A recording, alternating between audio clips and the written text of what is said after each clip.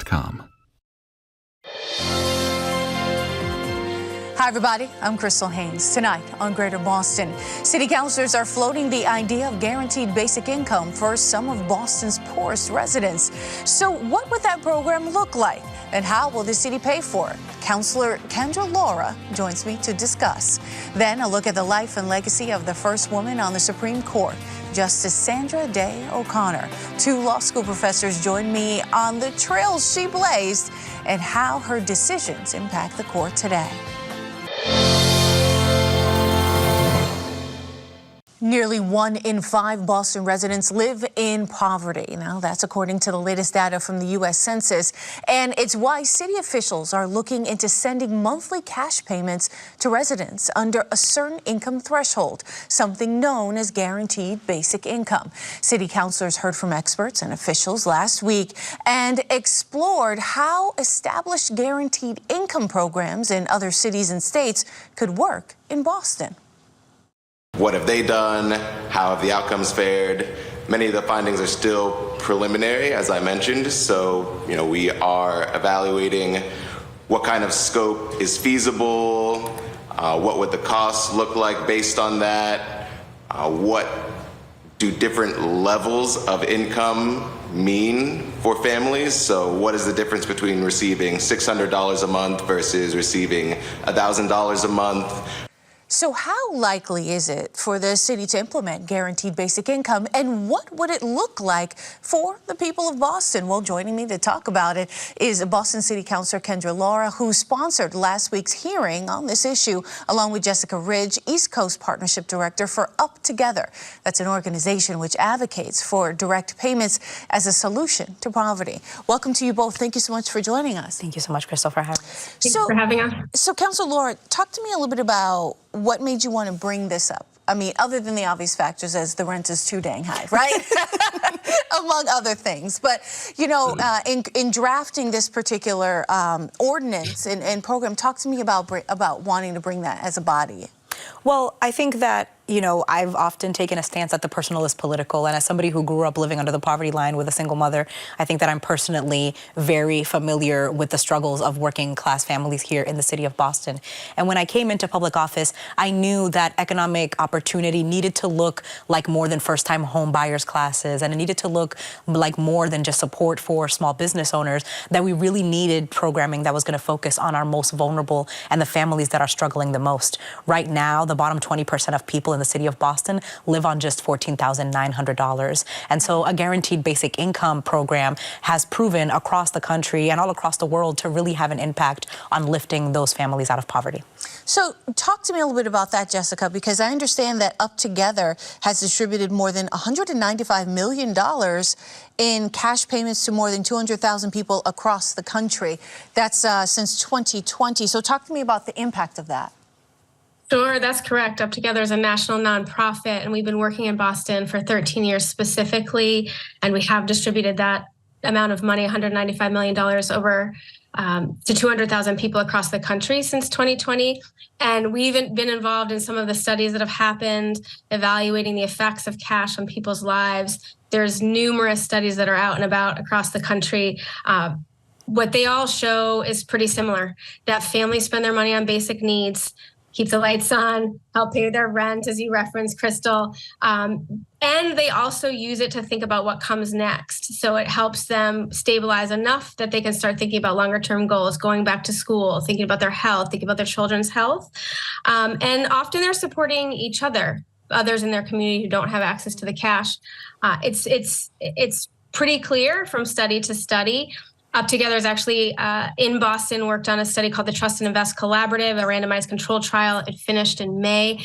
We are awaiting the data analysis from that and look forward to coming back to share that data. But the stories that we're hearing from families about the impact on their lives is real. If I have a moment, I'll share one story of Sanai, who was able to finish her college degree because she knew she would have that 18 months of $500 a month payments. So, Kendra, Councilor Laura, talk to me a little bit about what this would look like for Boston residents who would qualify. Well, I think that is the conversation that we're having right now. Okay. What does a guaranteed basic income program look like in the city of Boston? We have families that could be receiving anywhere from $600 to $1,000 a month. We're looking at the threshold. How can these direct cash payments really have an impact? What income threshold would these cash payments be the most helpful to? And the funding mechanism for it, and who would be delivering the payments? Would it be a collaboration between our community-based organizations and other partners? There are organizations in the city of Boston that are already implementing guaranteed basic income programs like Up Together, United South End Settlements, Camp Harborview. And so we are really in the ideation phase of what a basic income program could look like for the city of Boston. So we're not really having the conversation on whether or not we should have a basic income program. I think that we are past that. We are very much in agreement that this is not only a program that works and that's transformative for people who are living in poverty, but that this is something that we should definitely do. It's just a matter of what it looks like and when it happens. Yeah, well, I mean, there were some critics at the meeting that were pointing to uncertain times, that we haven't recovered from the pandemic as a city in Greater Boston. So to then spend this amount of money on something like this, where maybe another program might be successful, I mean, what did you say to those folks? I think that the economic uncertainty is exactly the reason why we need a guaranteed basic income. We are in the middle of a housing crisis. People are struggling to not only pay their rent, but they're struggling to really pay for their basic necessities because we haven't recovered from the pandemic. A family receiving $1,000 a month cash payment from the city or from a community-based organization is going to help them ensure that their rent is paid, and that helps our small landlords, and sometimes it helps our developers. And in Chelsea, for example, they spent 75% of the $2.1 million used for a basic income pilot on food. And so we're talking about putting money back into communities that is going to be put back into the city's economy. We saw it with the stimulus checks. We saw it with the earned income tax child credit nationwide. We're talking about pulling 2.9 million children out of poverty. And that's the kind of impact that we can have here in the city of Boston. And so although the argument was presented as something that should stop us from looking at basic income, I think it's an argument for the need for basic income in the city. Jessica, you know, you and your cohorts have to make this argument across many different communities in the country. And, you know, there are folks who will say, well, why can't they just apply for public assistance for federal dollars? And, you know, why can't these folks just get a job? I had to get a job. You know, you always hear that argument when you're talking about universal basic income. What do you say to those folks? Yeah, I mean, the stories that we've been told our entire lives about what causes and ends poverty are not true. They're completely wrong. We've all been fed these stories about welfare queens, people cheating the system, pull yourself up by the bootstraps. What we hear, what we see, families are working often multiple jobs, trying to make ends meet, or they're trying to struggle for childcare. They have an opportunity to get a raise, a promotion at their work, but if they do so, they lose their childcare. There's ways that we have set up our current systems of care at the federal and state level that have actually made it harder for families to get ahead and stay ahead. And so for Up Together, making this investments in people is really one of the best investments we can make in human infrastructure. And it supports the work that people are already doing in their communities and makes it a little bit easier for them so that they can actually do more, work more, be stable, get their kids the education that they need. So the data bears that out, that when people get, and I think you mentioned a little bit about this, but when people have this basic income or get these checks or get this funding, they actually do work more and contribute to the economy. Yeah, they're able to stabilize in the work that they're in. They're able to go to school. That's a common one that we see. Their housing is stabilized. It is not borne out in the data that people work less.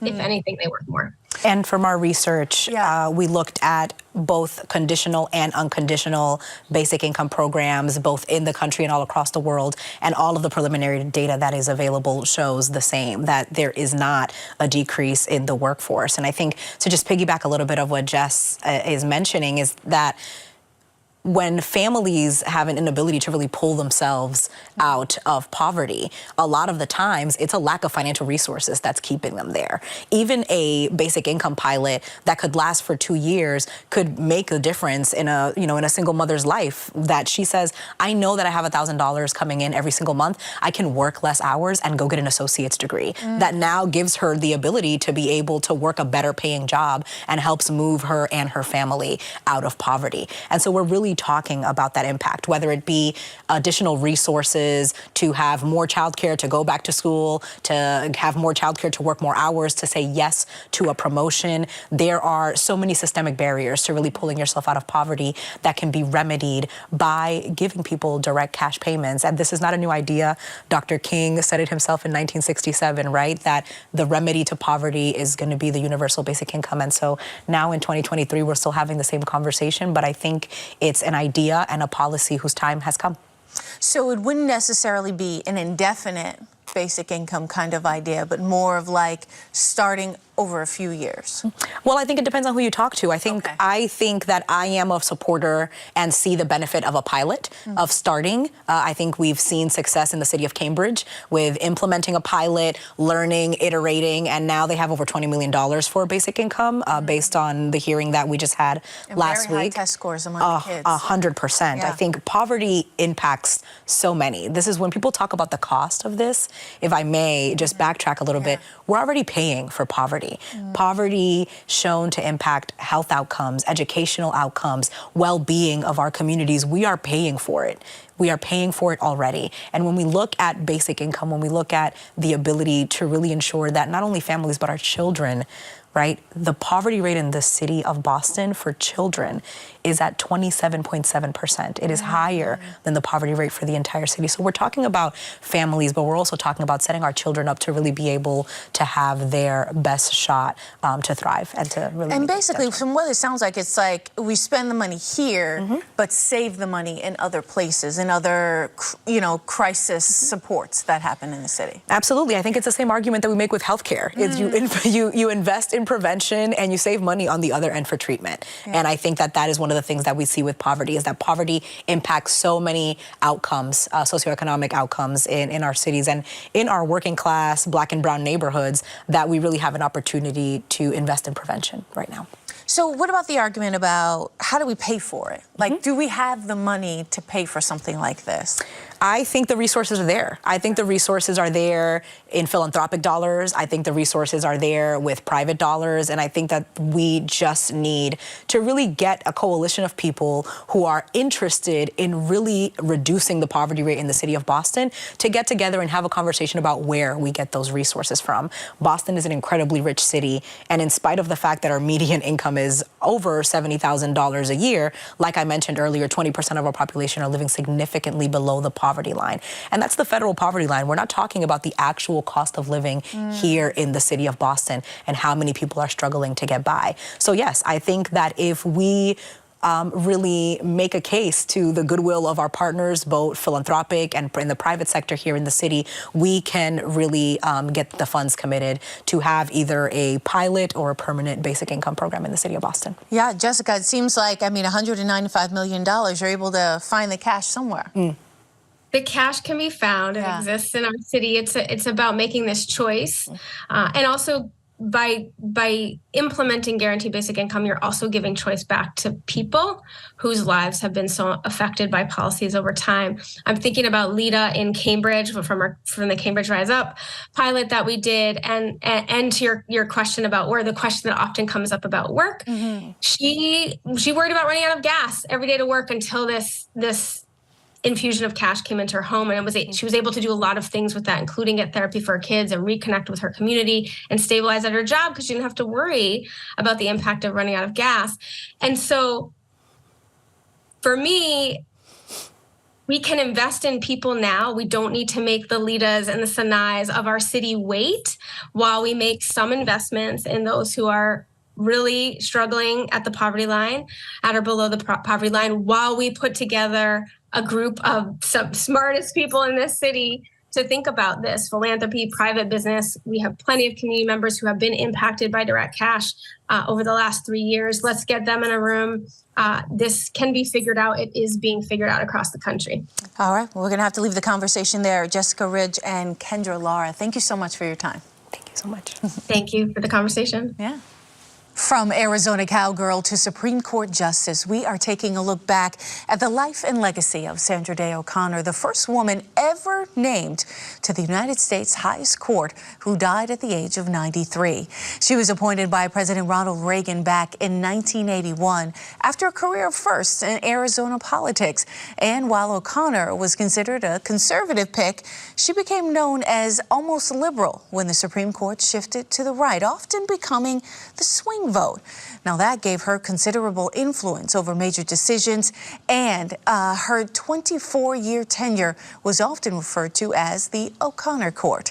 I'm joined now by Bhamati Viswanathan, faculty fellow with the New England School of Law, and Martha Davis, distinguished professor of law at Northeastern University, where she teaches constitutional law, U.S. human rights advocacy, and professional responsibility. Thank you both for being with me.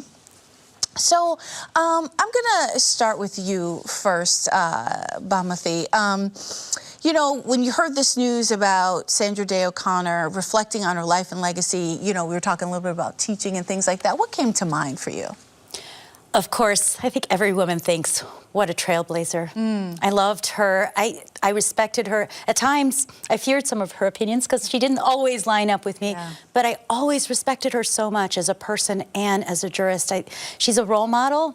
And when you're starting out in the legal profession and you look at other women who have really trailblazed for you, it's with this huge burden of gratitude, but also just so much admiration. No matter what, she was so thoughtful, so kind, compassionate to everyone she talked to. And yes, her opinions were fabulous and she was brilliant, but she was also someone who thought about the impact that she would have on people's everyday lives. And I appreciate and think about that every day. Martha, you know, she presided over some landmark cases that are still being used, cited, quoted on today.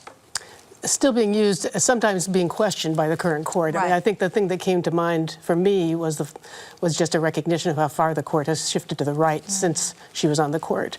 And you know, I agree with all the things that we just heard about her trailblazing, you know, sort of role. But by the same token, she really kept the court in the middle, and it really has drifted so far to the right since then. So, for example, one of the very important cases that she authored was the affirmative action case, Gritter versus Bollinger.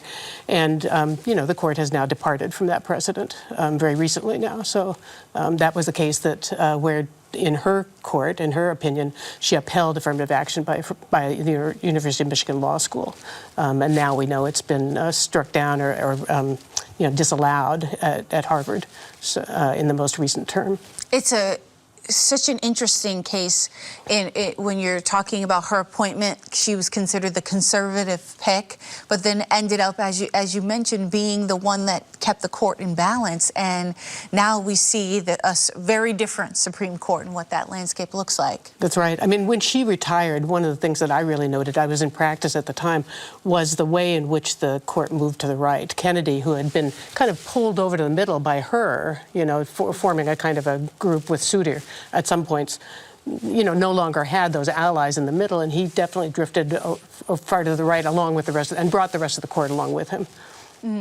Yeah, do you see this as an interesting, like the landscape of the court or the nature of the court now versus the court that Sandra Day O'Connor sat on? It seems to be so different, even though she was considered a conservative. The court, the Times, yeah, right? The Times, people today. But I want to go back to what Martha said for a second about that. So the University of Michigan Law School decision came out literally a year after I graduated law school, and Dean Bollinger, Lee, wherever you are, I still admire you enormously, was the dean at the time. And I noticed with those decisions, because there were really two decisions, there was a decision at the law school level and a decision at the undergrad level. And at the law school level, she said, yes, this can be an important factor. At the undergraduate level, she said, you can't give 20 points to each student and just treat it like a quota, and that was struck down. And you notice her sort of taking a very careful centrist path and thinking what's happening in these specific circumstances. That kind of scrupulous selflessness, that kind of care, and sort of splitting, the Solomonic splitting of the baby was something that the court, I think, actively engaged in and wanted to do in order to create coalitions. That's really not what we see happening now. We just kind of see the court sometimes going, you know, oh, precedent, whatever. And it's a very different kind of decision making. It's a different direction, and it is more partisan, I think. And it's troubling because it sort of reflects what's happening in some ways in the country as well. And I think it must have been hard for O'Connor to see her legacy of just scrupulous jurisprudence being taken in a completely different direction, as Martha says. Especially when we're hearing politicians, you know, say that we're moving in a way that seems unconstitutional in the courts. And I was also thoughtful in researching for this interview that she walked into a court where the house or the building itself didn't even have a woman's room. Right, yeah, and I mean, she was a very strong person, for sure, you know, to deal with that kind of thing. And while I'm not sure she thought of herself as a feminist, she definitely, because of the places that she found herself in, was, you know, championing women's rights frequently. During the time she was on the court, part of the time I was practicing in a women's rights organization, and we couldn't count on her vote, but we knew that she was supportive of a lot of the things that we did, and especially when it involved something involving stereotypes of women or areas where, you know, there were explicit discrimination against women.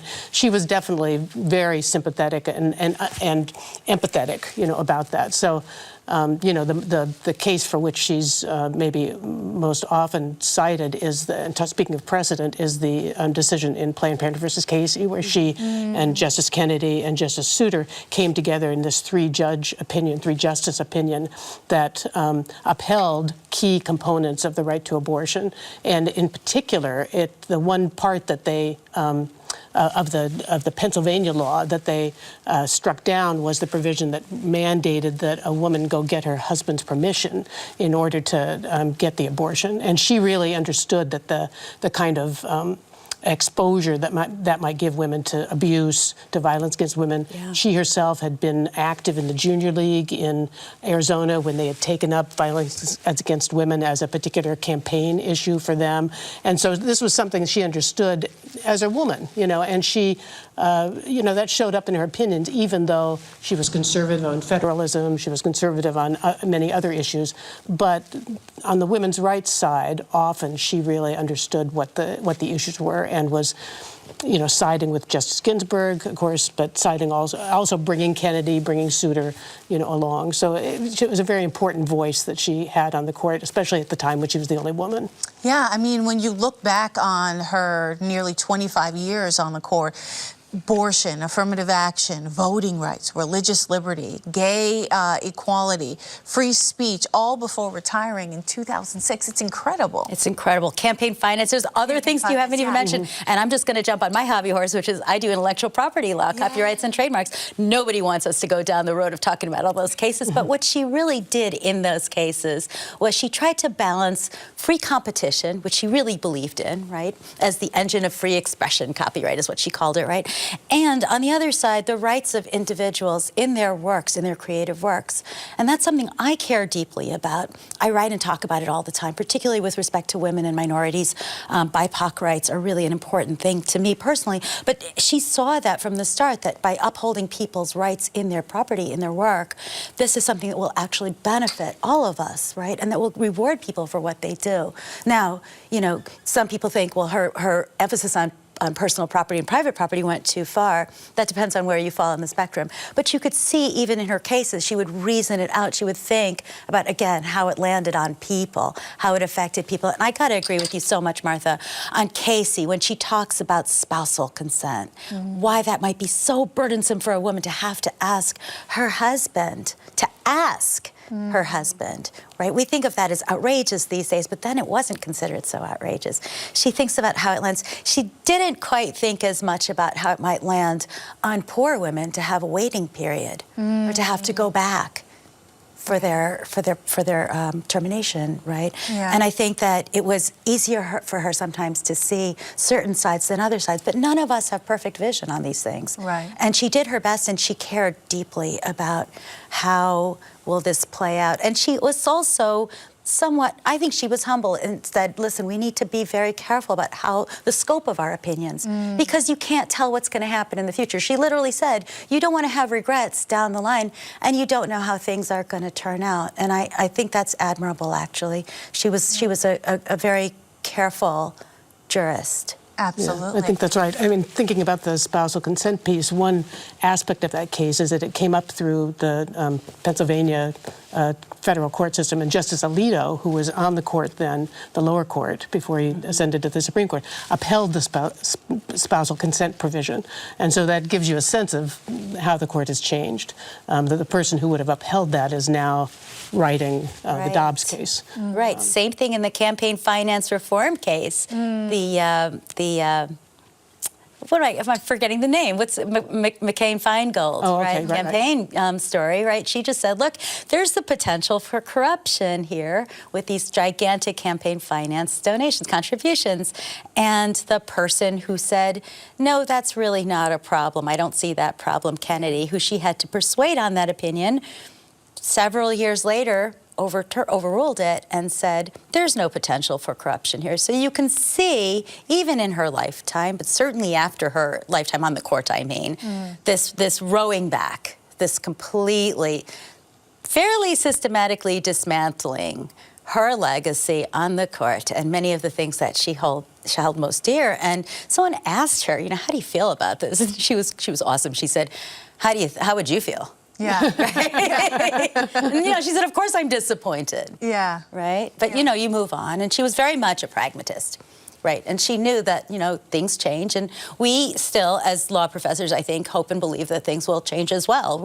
Law is not static. We were just talking about this, right, Martha? Right. Yeah. I mean, it's about, for us, anyway, teaching law students about argument. It's about learning how to present the issues in ways that might illuminate them anew, And so I guess that's the posture that we're in now with a lot of these issues. Right. And you yourself led the fight at Now Legal Defense Fund. And it's true.